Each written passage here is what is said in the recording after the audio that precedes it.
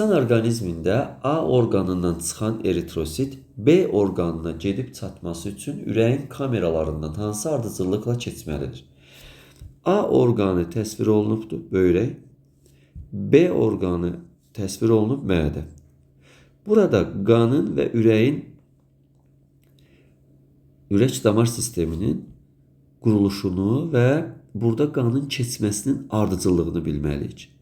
Bilirik ki, böyrəkdən qan çıxırsa, böyük qan dövranının sonu kiçik qan dövranı bütünlüklə keçməlidir ki, qan böyük qan dövranının da əvvəli ilə B orqanını mədəyə çatsın. Ona görə də böyrəklərdən çıxan venoz qan birbaşa aşağı boş venaya açılır. Aşağı boş vena sağ qulaqçığı qanı aparacaq 4-ə.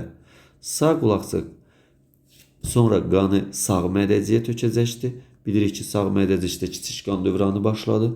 Sonra ağciyər kötüyü, ağciyər arteriyaları, ağciyər kaplyarları, sonra ağciyər venası, sonraki qan sol qulaqçığa gələcəkdir, 2-yə gələcəkdir.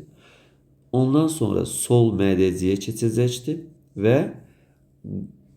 aorta ilə başlayıb mədəyə gedib çatacaqdır. Qarın aortası ilə mədəyə çata bilər. Ona görə də düzgün ardıcıllıq 4, 3, 2, 1 kimi təsvir oluna bilər.